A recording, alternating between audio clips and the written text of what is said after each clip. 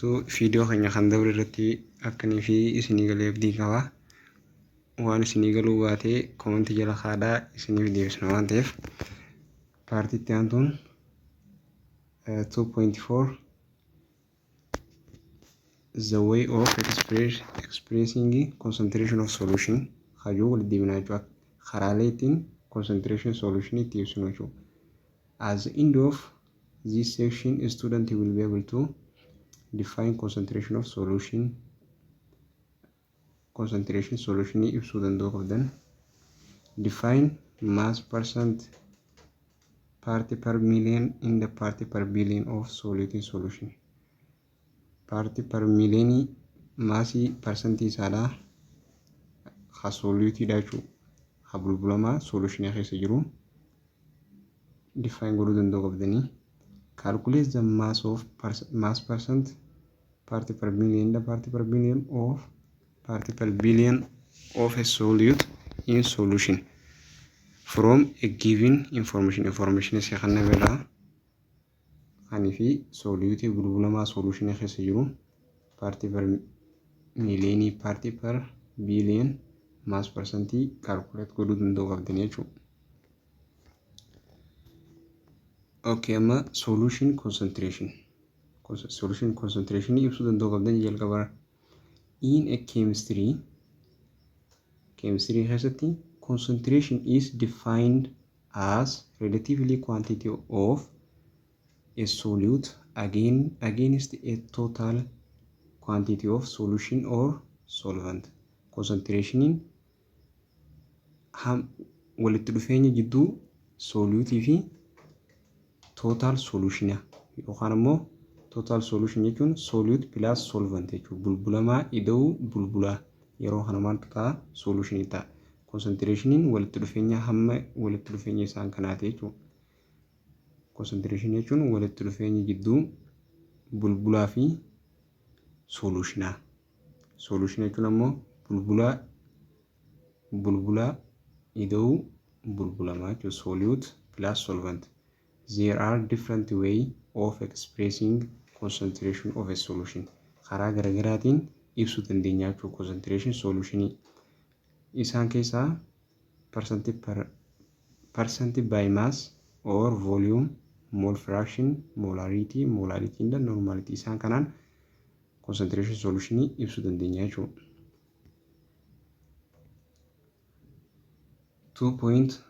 2.4.1% percent by mass or volume.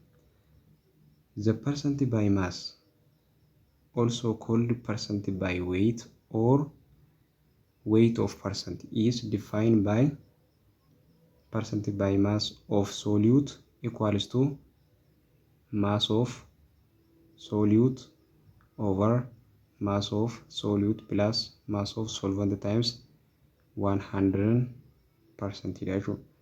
Percentii hamma bulbulamaa yookaan solute kanaa percentii isaadhaa walqixa ni ta'a hanga bulbulamaa jala ida'uu hamma bulbulamaa ida'uu bulbulaa baay'isuu percentii 100 yookaan ammoo gabaabsitanii hamma bulbulamaa hiruu hamma solutionaa sambooda baay'isuu 100%. Mass of solution jechuun akkuma isinitti himame solution jechuun hanga maasii solutii plus maasii solventii isaan kun yeroo walitti dabalamee solution kan waan ta'eef. Percent by mass is unitless number because it is ratio of two similar quantity. Percent by mass maal hin qabu unity hin qabu jechuudha. Sababa ratioon isaa lachuuti wal fakkaataa waan ta'eef. Amma fakkeenya 2.4 irratti a solution is made by dissolving 30.5 gram of glucose in 0.100 kilogram of water. What is mass percent of solute in a solution. maal jee solution keessa dissolve khatee jiru maasii 13.5 giraama glukoosii solutiidha. solute maasii isaa akkasumatti solvantii keessa kan jiru kiiloogiraama duwwaa tuqaa dhibba watarii jechuudha. What is mass of percent of solute ni gaafate. Mass of percent of solute argachuudhaaf mass of percent of solute walqixanii ta'a mass of solute over mass of solution times 100%. mass of solution kan akkamitti arganna? mass of solute ni qabna. mass of solute 13.5 giraama. mass of solution argachuudhaaf mass of solution equal to mass of solute plus mass of solvent jennee turre jechuudha. isaan kana lamaan walitti dabaluudha. isaan kana lamaan walitti dabaluudhaaf maal godhuu qabna? kiiloogiraama gara giraamatti jijjiiruu qabna jechuudha. giraama san booda mass of solution walqixanii ta'a 13.5 giraama ida'u kiiloogiraama gara giraama deebisuudhaaf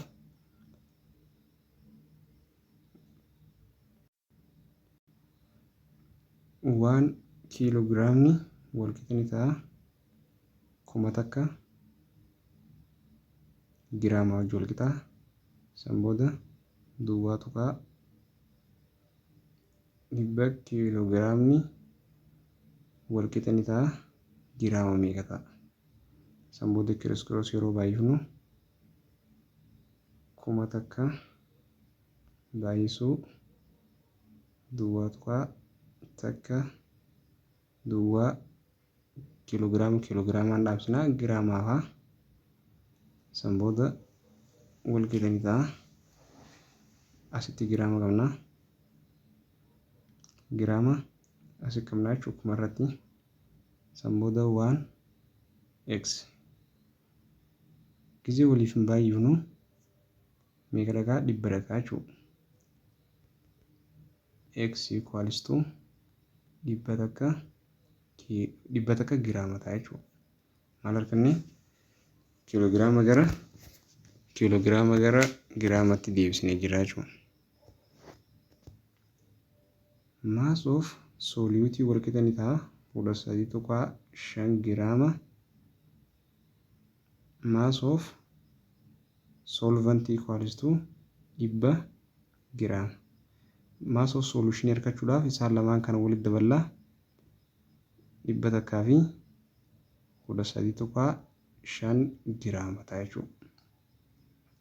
san booda mass of percent of solution solute ammaan tana dalee nyaachuu kanii fi solution keessatti argamu. percent mass of solute percent of solute walqixanii ta'a mass of solute 13.5 giraama over mass of solution 13.5 giraama baay'isuu 100 takka persentiidha jechuudha. yeroo kana giraamni giraamaan ni dhaama. isa kana lamaan yeroo fi waliif hirru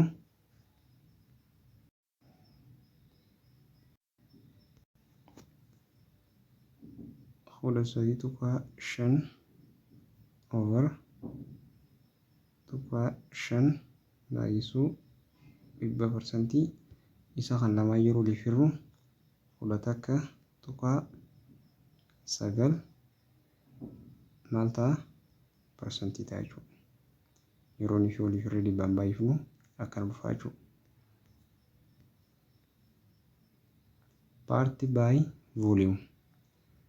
party by volume.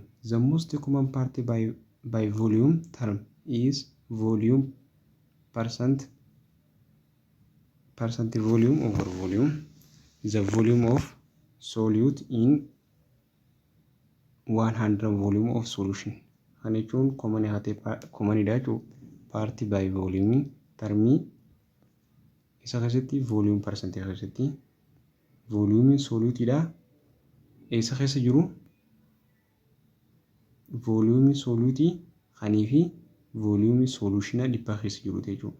Volume percentage volume solute over volume solution times 100 akkuma maasisan jechuun illee volume of solute over volume of solution baay'isuu dhibbaate jechuudha. Fakkeenya isaanii hojjennu a rubbing alcohol usually contain 70 milliliter of isopropanol in 100 milliliter of solution. What is percentage volume over volume of the solution? Alkooliin qaamaan qulqulleessan tokko isopropanoliin 70 millilitri solushina dhibba keessa jiru volumiin isaadha. Solushina kana keessa jiru meeqa ta'a jechuudha. Percentage of volume barbaaduudhaaf akkuma solushina san volume of solute over volume of solution dha jechuudha. Solutionii isa dabalee nu kannee jira jechuudha. dhibba milliliter of solution jedhee nu kannee jira. 70 milliliter over dhibba millilitira ndama baay'isuu dhibba takka percentiiti. Dhibbaa fi dhibba suma dhaamsi meeqa ta'a? 70% ta'a jechuudha. Solutiin hangan takkaatu achi keessa jira jechuudha. Kana jechuun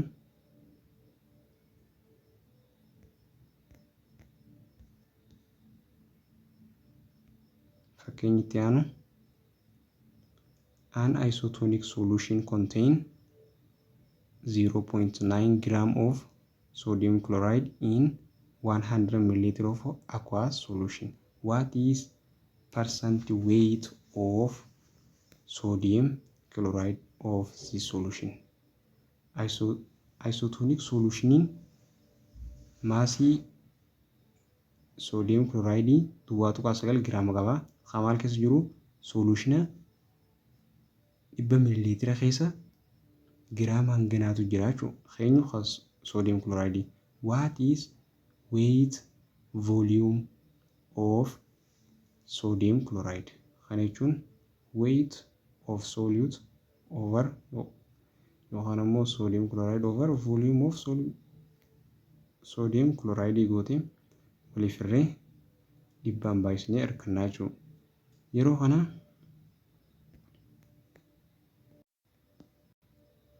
Yeroo kana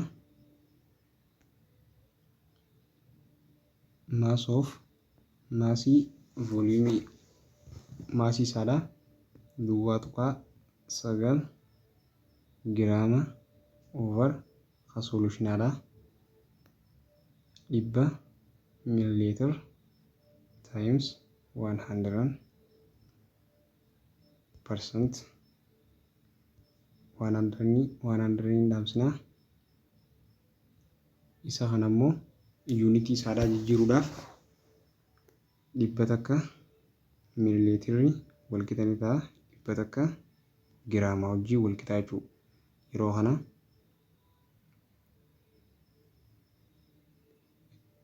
millilitira meeqa 2.9 giraamni liitiratti hoo meeqa ta'a? Giraamaan dhaamsina. Kiroos yeroo fi baay'ifnu x'n is equals to meeqa ta'a? 2.9 ta'a jechuudha. 2.9 millilitira ta'a. Asitti illee millilitira boona. Millilitiraan dhaama. Dhibbaan dhaame meeqa ta'a? 2.9% ta'a jechuudha. 2.9% ta'a jechuudha. When making a percentage solution, yeroo nuti percentage solutionii qopheessinu, it is important to indicate what unity, weight per weight, volume per volume, weight per volume. Yeroo nuti percentage solutionii qopheessinu, unity isaadhaa agarsiisuun barbaachisaadha jechuudha. Indicate what unit weight over weight volume over volume fi weight over volume agarsiisu maali barbaachisaadha jechuudha. R begin used so that other can also make solution properly. Also recall that mass of solution is sum of both solute and the solvent when you are performing the percent calculation. So mass of solution akkuma reef dubbanne ida'ama isaan kan lamaaniiti jechuudha. Bulbulamaa fi bulbula solute solvent jechuudha. For more dilute solution part per million 10 the power of 6 in the part per billion 10 the power of 9 are used.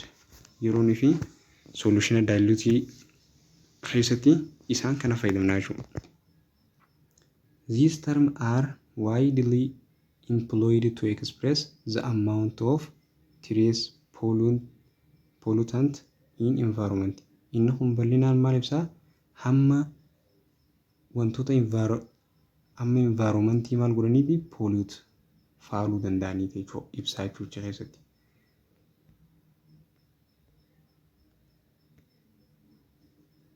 The mass-based definition of part per million and part per billion are given. Maasiin isaaniidha. Yeroon fi calculation goonu formulaan isaanii kana jechuudha. Akkuma yeroo dabree laallee turretti kana dura part per million jechuun mass of solute over mass of solution maal qofaa jijjiiramaa bootaa percentii dhibbaa san qofaa 10 the power of 6 goonaa jechuudha. Miiliyoona habiliinaatis akkasumatti 10 the power of 9 goonee waliin baay'ifnee hirkannaa jechuudha. 1 part per million equals to 1 gram of solution per million gram solution. Kana jechuun 1 part per million equals to 1 gram over 10 the power of 6 gram wajjin walqixa jechuudha. Akkana jechuudha. Okay, example 2.7 a 2.5 gram sample of groundwater was found to contain 5.4 microgram of lead. What is concentration of lead in part per million? Bishaan giraawundii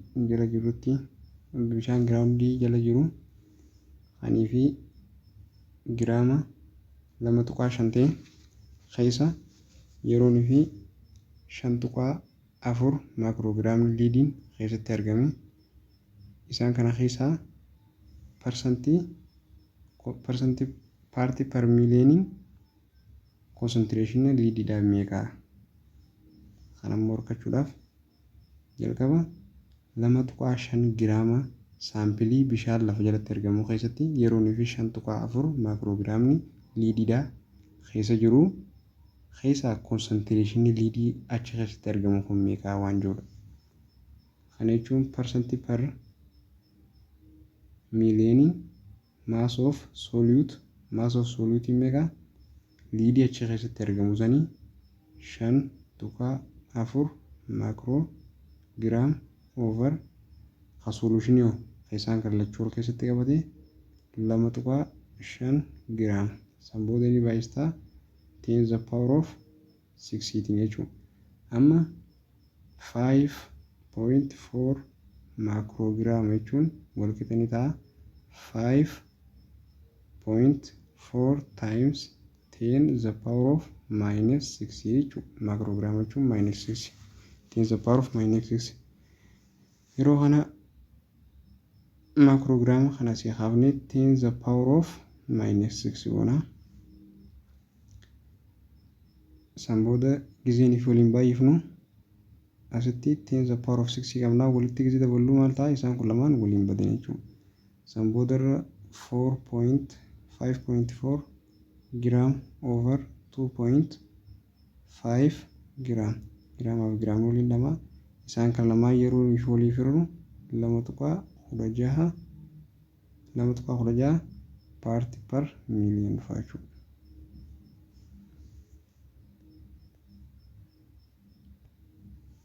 Note that the summation of 2.5 gram in the 5.4 microgram is approximately equal to 2.5.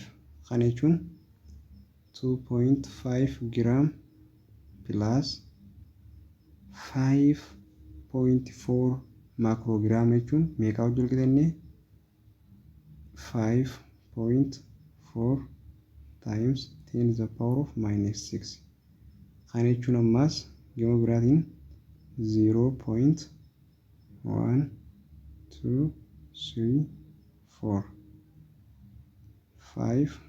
wajjin wal qixa jechuudha. Yeroo kana gisee walitti daballu yeroo isaan kana walitti daballu meeqa ta'a? 2.5 duwwaa 54. Kana jechuun approximately yeroo kaamu 2.5 giraamaa kaamaa jechuudha. When reporting contaminant like lead in drinking water, party per million, the ppm and the ppb concentration are often reported in mixed unit volume value of mass per volume. Yeroo ni fi report goonu leadii drinking water keessatti argamu kana ppm and ppb concentration isaadhaa report ta'u wal dabala mix khatoo jechuudha walitti maasii fi volume isaatiin jechuudha. This can be very useful as either for us to think about water in term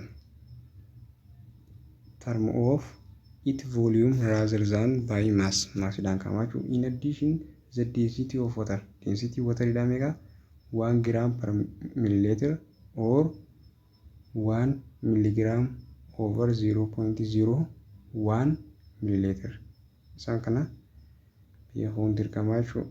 Density waterii wal qixanii ta'a 1 gram over milliliter or 1 milligram over 0.001 milliliter jechuudha, which makes conversion between two unity isa kamii jechuudha fi unity kanatti wal jijjiiru. For example, if we find that there is lead contamination in water 4 ppm, this which means that there are 4 ppm equals to leading isaan kana contaminate gootee keessatti argamu meeqa jedhee 4 jecha. Samboo dara 4 milligram of lead jennaan meeqa jennani meeqa sana booda 10 to the power of 6 milligram solution keenya irraa jechuudha. Kana jechuun this is very dilute, baay'ee dilute jechuudha. So the summation of mass of solute and the mass of solvent can be approximately equal to mass of solvent wajjin wal qixa jechuudha. Ida'amni solute fi bulbulaa fi bulbulamaa approximately wal qixa bulbulaati wajjin wal qixa jechuudha. Now let's convert 1 million milligram of water into volume. Volume is equals to mass over density. Mass in Kenya mega 1 million milligram over 1 over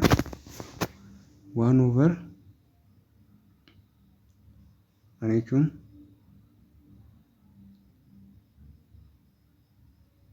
1 million milligram over 1 over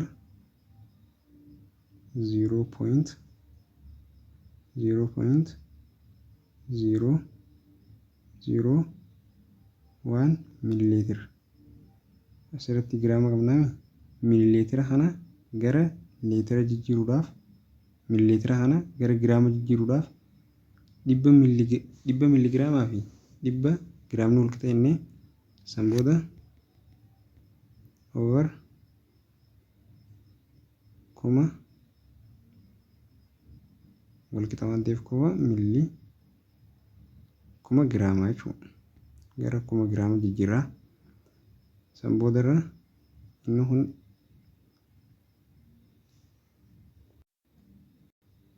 foormii A over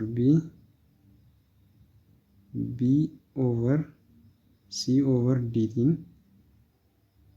yeroo jijjiirru inni kun kana baay'isaa inni kun kana baay'isaa jechuudha. Yeroo kana lakkoofsi hundinuu jalaa qaba inni kun kana baay'isaa inni kun kana baay'isaa jechuudha. Kana jechuun 1 million over alta 1 times 1000 inni kun isa kana yeroo dhaamsu meeqa ta'a 1000 takka ta'a jechuudha. 1000 takka millilitira ta'a jechuudha. 1000 takka millilitirri immoo 1 liitira jechuudha qixa. Kun akka dhufee jechuudha.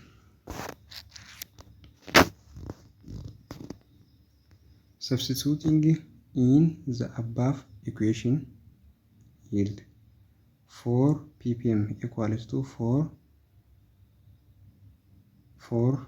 mg milligram leading over 1 liitira wajjin liitira kana akkatti finne ilaallee jira jechuudha. Yeroo kana immoo isaan kana waliif reserve dilute solution meeqa ta'a 1 ta'a jechuudha. Kana jechuun 4 ppm equals to maal ta'a 4 wanni takka afuramu hundinuu mataa isaati waan ta'eef mg over L ta'a jechuudha. Over 4 yoo goonu ppm wal qixa ni ta'a 1 milligram over liitira jechuudha. Isa jalqabaa sanii wajjin